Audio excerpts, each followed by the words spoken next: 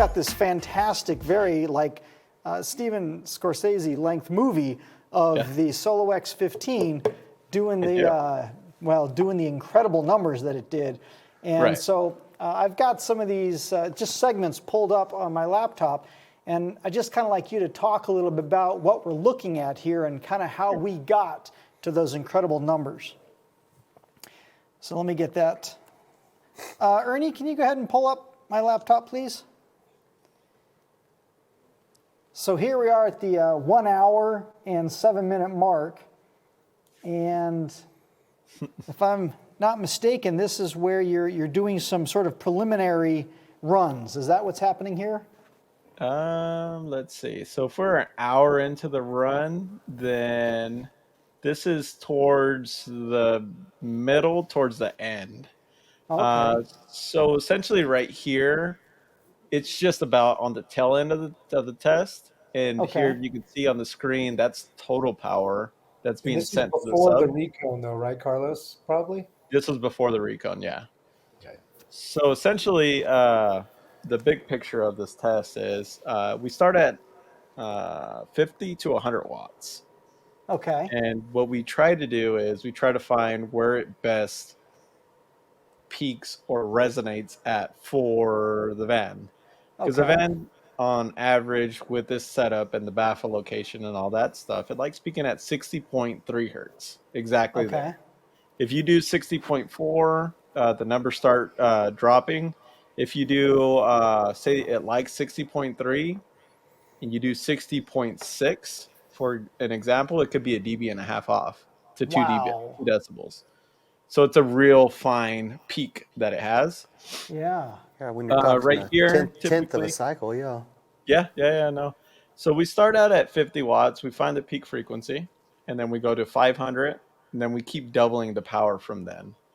And eventually, either the sub fails or we run out of amplifier clean power, if you will. Because you don't really want to keep sending dirty signal for one, the sub, and for two, it's not really good for your amplifier. Like no matter which way you cut it, you can damage them, especially with the bigger boards. They become real unhappy when you send or when you ask for more than what they can do. Sure. This is probably what, the second or third run over 20,000 watts around then. I mean, I know that I got to watch the video, and it seemed like you got up there to where you were doing several hits over 20,000 watts with the sub.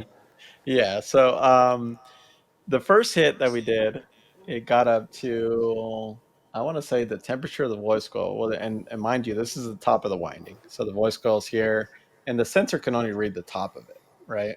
So typically the center is a lot hotter, 50 degrees Fahrenheit, give or take. But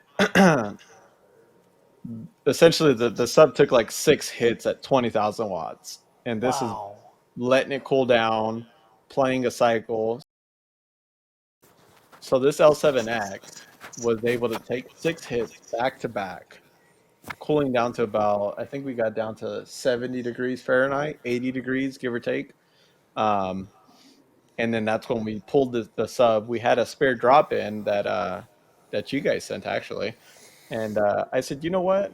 Let's see what a fresh spider will do. Because if I count it correctly, it's almost 9 burps that takes to get up to 20,000 watts, give or take. That's doubling power from when I started. So the spider definitely loosens up. And this was a little bit unfair to the 15, because an 18 typically takes up the majority of that rear chamber. So it allows it to resonate a little bit higher. So the 15 had a little bit more room to play with. But so that more of an air spring, because the 18 has more of an air spring because it's displacing more volume inside your rear chamber. Yeah, it gives it a little bit more mechanical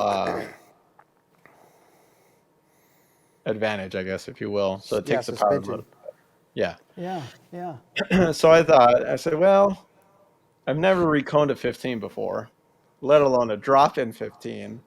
And so I asked the chat during the show, I said, would you guys, it might take me 30 minutes, it might take me 45 minutes, no, even then, like for a field drop-in, that's still pretty impressive. 45 minutes from start to finish and playing. So I asked the chat, and they said, "Yeah, do it." I said, "All right." So I got the impact bit, which is not recommended, and I started taking out the 8 screws that are on the basket. Yeah, I think it's is it the Yeah, lip? 8 on the front, 8 on the Yep, back. those 8 Yeah, on the there's front. Yeah. the Pulled mounting that flange, out, yeah. and then I spun it over and took out the ones for the spider landing. Popped it out, checked it out, and honestly, the recon is gorgeous. It didn't burn any of the voice coil glue, mind you, which is very impressive for the temps that it did see. The spiders weren't ripped. The triple joints were perfect. The cone wasn't creased. Um, really, underneath the surround was perfect.